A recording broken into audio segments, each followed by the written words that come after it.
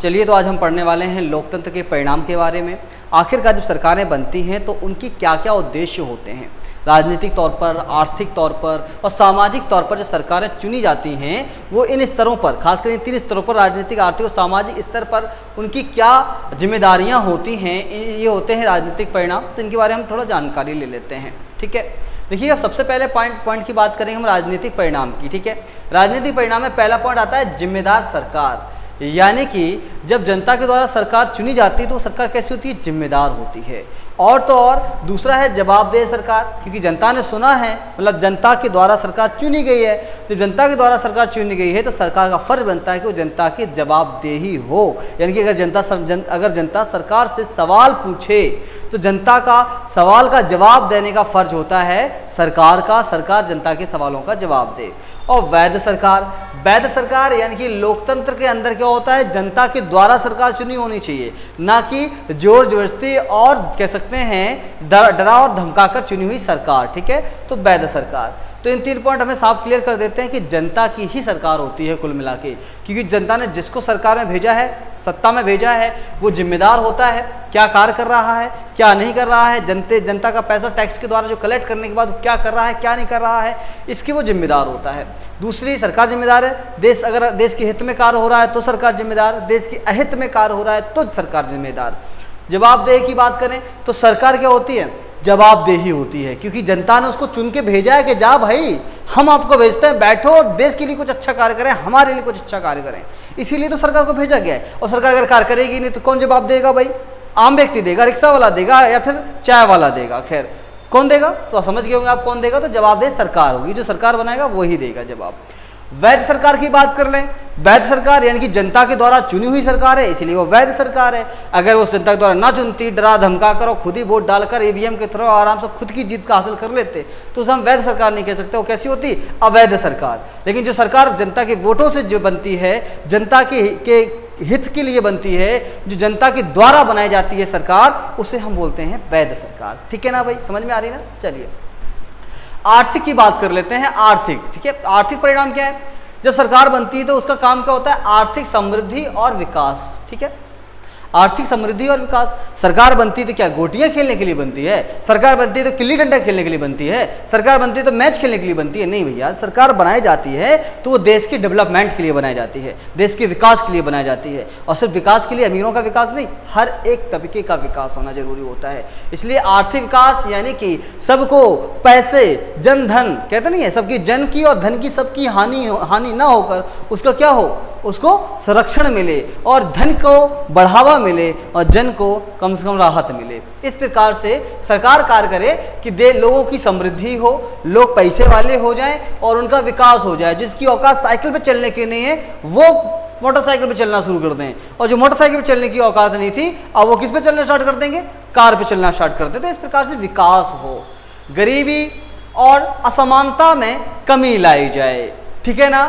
Main सरकार का काम क्या होता है, लोकतांत्रिक जब सरकार चुनी जाती है तो उस पर उसका परिणाम ये होता है आर्थिक तौर पर कि वो जनता को, जो गरीबी है बेचारों के बीच में, जो जनता है, गरीब जनता है, उसके उद्धार के लिए, उसके विकास के लिए सरकारी योजनाएं बनाई जाएं, उनको रोजगार दिया जाए, अच्छी शिक्षा दिया जाए, समझ रहे हैं आप, और तो और अच्छे रोजगार उपलब्ध कराने के साथ साथ स्वास्थ्य सुविधाएं भी अच्छी उपलब्ध कराई जाए, तभी तो ये बेचारे गरीब का उन्मूलन होगा, गरीबी का।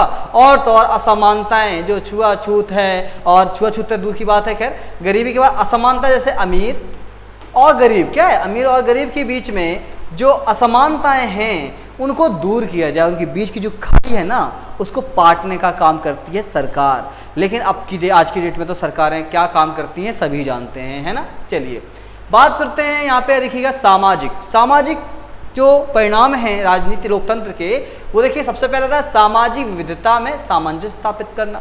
हमारे समाज के अंदर कई धर्मों, जाति के वर्ग लोग रहते हैं, कई प्रकार की भाषाएं बोलते हैं, रूप रंग अलग है, चाल ढाल अलग है, खान पान अलग है, संस्कृति अलग है भाई।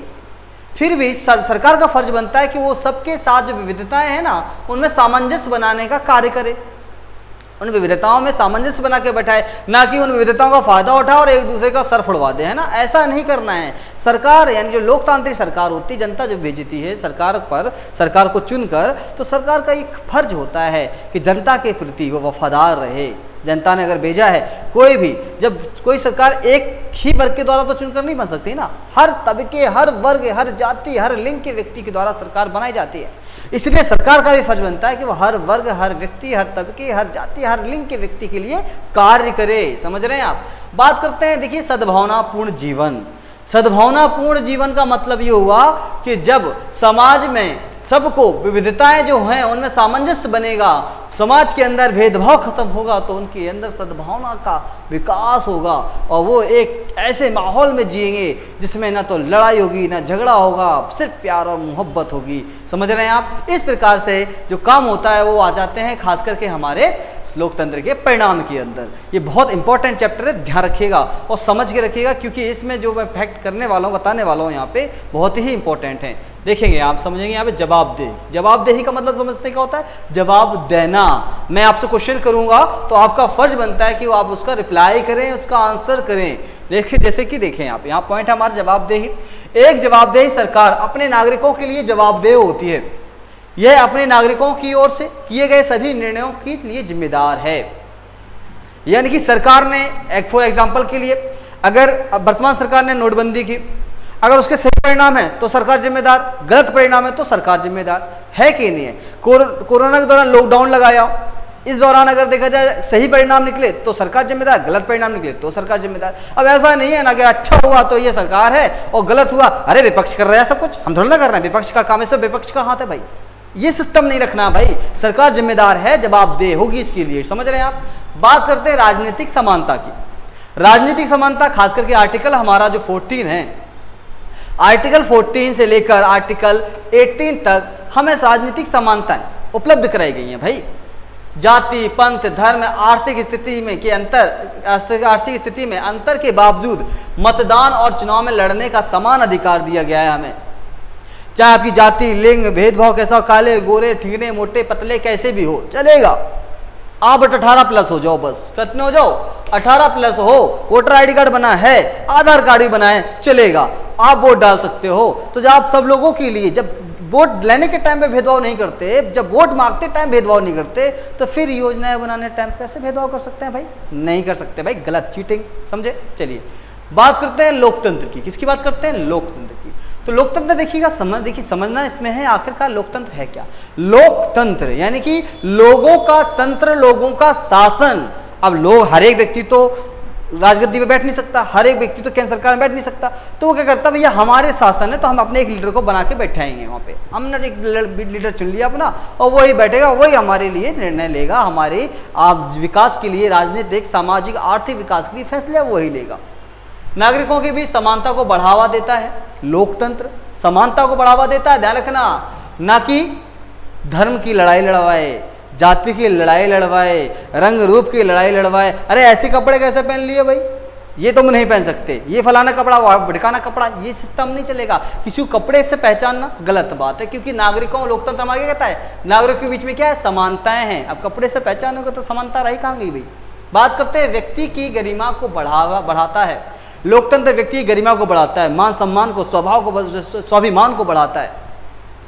निर्णय लेने की गुणवत्ता में सुधार करता है। लोकतंत्र क्या करता है, निर्णय लेने की गुणवत्ता, जो कि एक सरकार अगर निर्णय ले पा रही है, अगर सरकार पूर्ण, कह सकते हैं पूर्ण बहुमत से बनी हुई है, तो वो निर्णय लेने में स्वतंत्र है, निर्णय ले सकती है। समझ रहे हैं आप। और किसके लिए निर्णय लेगी, अपने जेब भरने के लिए नहीं भैया, जनता के लिए। जनता के लिए विभिन्न योजनाएं निकाली जाएं, जनता के लिए स्वास्थ्य सुविधाओं के लिए, उनकी शिक्षा के लिए, उनके रोजगार के लिए, किसानों के लिए, उनकी फसलों के लिए। समझ रहे हैं आप, कई प्रकार की योजनाएं होती हैं भाई। संघर्षों को हल करने के लिए एक विधि प्रदान करता है। और ये विधि क्या है, विधि विधान के साथ में जो संघर्ष होते हैं उनका कानून बनाया जाता है। कानून कैसे बनता है, विधानसभा के अंदर कानून लाया जाता है, बिल लाया जाता है। विधानसभा में जब बिल आता है तो वहाँ के विधानसभा के अंदर जितने भी मंत्रिपरिषद होते हैं वो क्या करते हैं, वोट डालते हैं भाई। वोट डालने के बाद में उसमें भी क्या होता है कि भैया आपके पास में 3/4 सिस्टम बनता है। 3/4 अगर वोट आ जाएगा, समझ लीजिए वो विधान, जो बिल आया था वो पास हो जाएगा। और 3/4 के बाद में पास होने के बाद वो चला गया कहाँ पर, राज्यसभा के विधायिका के बाद कहाँ पहुँचा, विधानसभा के बाद कहाँ पहुँचेगा, वो विधानसभा के बाद पहुंचेगा वो राज्यसभा के अंदर, ठीक है ना। अब बिल राज्यसभा के अंदर पहुंचा, विधानसभा में पास हुआ, राज्यसभा में पहुंचा, राज्यसभा से पास होगा, राष्ट्रपति के पास पहुंचेगा, तब जाके ना वो कानून बनेगा। तो ये संघर्षों को हल करने के लिए क्या किया जाता है, विधि प्रदान करता है, गलतियों को सुधारने की अनुमति देता है, गलतियों को सुधारने के लिए भी अनुमति देता है लोकतंत्र। अगर आपने गलती कर दी, किसी वजह से कोई गलती हुई है, तो भैया उसके लिए न्यायालय है ना, हमारे लिए न्यायालय है ना भाई। न्यायालय का काम क्या होता है, गोटियां खेलने का, कंचे खेलने का? नहीं ना भैया, किसका काम होता है इसका, न्याय दिलाने का। और अगर आपने गलतियां की हैं तो सरकार कहती है कोई बात नहीं है, आओ आपको जुर्माना दो, और जुर्माना देकर कुछ साल के लिए, कुछ महीनों के लिए सजा काटो, क्योंकि आपने गलती तो की है, तो उसका खामियाजा तो भरना ही पड़ेगा। तो न्यायालय उसके लिए क्या करती है, रास्ता खोल देती है, कि सुधारने का मौका देती है कि सुधार लो भैया अपने आप को, न तो सोच लेना आगे क्या होगा। बात करते हैं, देखिए यहाँ पे निर्वाचन मंडल का कार्य क्या होता है। जो निर्वाचन मंडल होता है ना, निर्वाचन मंडल, अब जैसे आप नाम से पता लग रहा है निर्वाचन, देखना चुनाव में वोट देने का अधिकार रखने वाले लोगों का समूह ही निर्वाचक कहलाता है। तो निर्वाचक मंडल का निर्वाचक मंडल, ध्यान रखिएगा, इसका मतलब हुआ जो लोग वोट देने योग्य हैं और वोट देने का पूरा जो समूह होता है उसे बोलते हैं निर्वाचक मंडल। चुनाव में वोट देने का अधिकार रखने वाले लोगों का समूह क्या कहता है, निर्वाचक मंडल कहलाता है। संप्रभुता का मतलब क्या होता है भाई, आंतरिक और साथ ही बाहरी मामलों में निर्णय लेने के लिए राज्य की सर्वोच्च शक्ति ही संप्रभुता कहलाती है। आंतरिक मसले हों या बाहरी मसले हों, उन पर जब राज्य स्वयं क्या करती है, निर्णय लेती है, सरकार स्वयं निर्णय लेती है, उसे संप्रभुता कहते हैं। कोई किसी से भीख नहीं मांगनी होती, किसी से इजाज़त मांगने की जरूरत नहीं होती है। भारत का फैसला, भारत को अपने देश के नागरिकों के लिए कोई निर्णय लेना है और बगल में बांग्लादेश, पाकिस्तान या फिर चीन से पूछे क्या हम ऐसा कर लें तो नहीं कर सकते हैं ना, क्योंकि आपका निर्णय, आप खुद संप्रभु हैं, आप खुद मालिक हैं, आपका फैसला आप खुद कर सकते हैं। चलिए, वैध सरकार का मतलब क्या होता है। वैध सरकार ऐसी सरकार जिसके तहत सरकार के कानून और कार्रवाई लोगों और सरकार के कामकाज को पारदर्शी तरीके से प्रकट करते हैं, वैध सरकार कहलाती है। यानी कि सरकार जो भी करती है वो एकदम बिल्कुल पारदर्शी रहती है। क्या होता है, पारदर्शी रहती है, जनता के बीच, कानून के बीच में किसी प्रकार का कोई लुका छुपी वाला खेल नहीं होता। समझ में आई। तो ये होती है वैध सरकार। जब भी चाहो सरकार से मुंह उठा के सवाल कर सकते हो, भाई ये बताओ इतना पैसा हमने टैक्स के रूप में दिया, कहाँ है, कहाँ लगाया, अमीरों की जेब में डाला या गरीबों की जेब में डाला। गरीबों को तो तुमने कंगाल किया, अमीरों को माला माल किया, क्या किया, इसका जवाब आप ले सकते हैं, वैध सरकार है तो। अब अवैध सरकार है तो ठेंगा मिलेगा तुम्हें कुछ न मिलने का। उपचुनाव की बात कर लेते हैं। उपचुनाव क्या होते हैं, दो आम चुनावों के बीच रिक्त जो सीट होती है उसे भरने के लिए चुनाव कराए जाते हैं, उसे उपचुनाव कहते हैं। मान लीजिए एक सीट है, उस पर कोई बंदा मतलब जीत होगी, जीत होने के बाद में फिर कुछ समय के बाद किसी वजह से वो सीट होगी खाली, बीमारी की वजह से या मान लीजिए उसका डेथ होने की वजह से वो हो गई सीट खाली। अब उस सीट खाली हुई सीट को क्या करना है, फिल करना है ना, तो चुनाव नहीं उपचुनाव कराना होगा। क्योंकि चुनाव में तो वो जीता था, अब वो मर गया तो या फिर उसने पद से इस्तीफा दे दिया, कोई भी वजह रही हो, तो उस जगह खाली सीट को भरने के लिए उपचुनाव कराए जाते हैं। ठीक है। तानाशाही का मतलब होता है कि भैया मैं हूँ जो कुछ हूँ और तो कोई कुछ नहीं है, मैं जो कहूँगा वही होगा, जैसा कहूँगा वैसा ही होगा, मैं लूटूं, घसीटूं, पीटूं, रगड़ूं, जो भी करूँ मैं करूँ, कोई और कुछ नहीं कर सकता भाई, क्योंकि मैं तानाशाही हूँ। तो तानाशाही का मतलब क्या हुआ, सरकार का स्वरूप जिसमें एक व्यक्ति या एक छोटा समूह प्रभावी संवैधानिक सीमाओं के बिना पूर्ण शक्ति रखता है। किसके बिना, संवैधानिक सीमाओं के बिना। उसमें संविधान का काम नहीं करता। जो लोग संविधान का सपोर्ट नहीं करते, जो संविधान को नहीं मानते, अगर वो सरकार में पहुंच गए तो क्या होगा, संविधान को मानेंगे क्या, वो कतई नहीं, कभी नहीं मान सकते भाई। जो संविधान को मानेंगे ही नहीं तो जनता के अंदर संविधान ने जो सुविधाएं दी हैं वो कहाँ जाएंगी, गटर में भाई, गटर में जाएंगी। इसीलिए क्या होगा, तानाशाही सरकार होगी, जब मन आएगा तब आएंगे, जब मन नहीं आएगा तब नहीं आएंगे। हमें आना होगा पार्लियामेंट में तो आएंगे, नहीं आना होगा तो नहीं आएंगे, करना होगा काम तो करेंगे, नहीं तो जुमले से काम चली जाएगा हमारा, हम चला ही रहे तो चल जाए, कोई दिक्कत नहीं है। जनता को बेवकूफ़ बनाना खास करके सरकारों के भी अब तो हाथ में बाएं हाथ का काम हो गया है, लेकिन क्या कर सकते हैं कि जनता को भी ज़्यादा बेवकूफ़ नहीं बना सकते ना आप। तो जब तानाशाही सरकार हो जाती है तो जनता भांप लेती है, क्योंकि आज की डेट में जनता पढ़ी लिखी है, बेवकूफ़ नहीं है, सही क्या है गलत क्या है वो सही से अब जानने लगी है। वास्तविक जीवन में लोकतंत्र आर्थिक असमानताओं को कम करने में बहुत सफल नहीं होता है। वास्तविक जीवन में क्या होता है, जो लोकतंत्र होता है ना, वो आर्थिक असमानताओं को कम करने में क्या होता है, वो सफल नहीं हो पाता। वजह क्या है, क्योंकि वो तो सबके लिए इक्वालिटी लाएगा ना। मान लीजिए एक व्यक्ति के पास में 100 रुपये हैं, एक व्यक्ति के पास 5 रुपये हैं, समझना। अब सरकार ने इसको भी रोजगार दिया, इसको भी रोजगार दिया। अब इसको मिला मान लो 7 रुपये, इसको भी मिले 7 रुपये, तो इसके तो हो गए 107 रुपये ना, और इसके कितने हो गए 12 रुपये। अब क्या ये इक्वल हुए क्या? नहीं, कतई नहीं, हो ही नहीं सकते हैं ना। तो लोकतंत्र में क्या होता है ना कि समानता दी जाती है, और समानता के आधार पर सबको बराबर का अधिकार मिलता है, और बराबर का अधिकार से अगर वो सही तरीके से अपने अधिकार को पालन करता है तो वो भी विकास करेगा और अगला वाला भी विकास करेगा, तरक्की दोनों ही करेंगे। अब एक अमीर पहले से ही है, उसको तो पा पाना मुश्किल ही है, क्योंकि अमीर अमीर ही होता चला जाएगा और गरीब गरीब होता चला जाएगा। इसलिए सरकार के अब सामने एक समस्या आती है कि इस जो गरीब होता जा रहा है उसको अमीर कैसे बनाया जाए, तो उसके लिए विशेष सुविधाएं रखी जाए। और खास करके हम लोगों ने क्या किया, पिछड़े वर्गों के लिए या कह सकते हैं अनुसूचित जाति और जनजाति के लिए हमने क्या किया, आरक्षण जैसी सुविधाएं रखी, ताकि उन पिछड़े वर्गों को, अनुसूचित जाति और जनजाति वर्गों को, SC ST वालों को भी ऊपर लेकर लाया जा सके और उनको भी कहीं ना कहीं अधिकार दिलाया जा सके जो प्राचीन काल में उन्हें नहीं मिले। व्यक्ति की अब बात करते हैं, यहाँ पे देखना टॉपिक हमारा यहाँ पे है व्यक्ति की गरिमा, है ना। समझते हैं इसमें क्या कहा गया है। देखो, व्यक्ति की गरिमा और लोकतंत्र को बढ़ावा देने में लोकतंत्र सरकार की किसी अन्य रूप में से बहुत बेहतर होती है। अगर आप चाहते हैं कि व्यक्ति के मान सम्मान को ठेस ना पहुंचे, उसका मान सम्मान बना रहे, स्वतंत्रता को बढ़ावा मिले, तो लोकतांत्रिक सरकार के अलावा और कोई सरकार बेहतर हो ही नहीं सकती।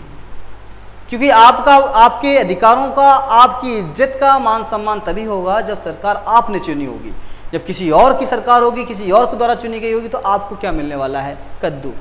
चलिए पारदर्शिता की बात करते हैं। पारदर्शिता, कुछ छुपा नहीं है भैया, ये देखो जैसे हैं वैसे ही हैं। खगोल मतलब जो है तलाश लो, मेरी जेब तलाश लो, मेरा घर तलाश लो, जो देखना है देख लो, मेरे पास कुछ नहीं था, जैसा आया था वैसे ही हूँ। अगर ऐसा कोई नेता कहने लगे, ओ भाई चमत्कार हो जाए। समझ रहे हैं आप।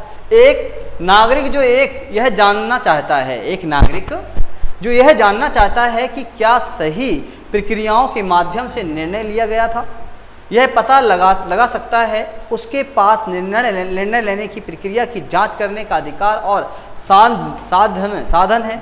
इसे पारदर्शिता के रूप में जाना जाता है। यानी कि एक देश का नागरिक, सरकार कौन सी योजना चला रही है, हमारे लिए कौन कौन से कार्य कर रही है, सरकार ने कौन कौन से फैसले लिए हैं और किस आधार पर लिए हैं, इन सारे क्वेश्चनों को खास करके एक जनता, एक आम व्यक्ति सरकार से पूछ सकता है। पर तब पूछ सकता है ना जब सरकार सुनना चाहती है ना। जब सुनना ही नहीं चाहती तो काहे को पूछेगी, कुछ नहीं।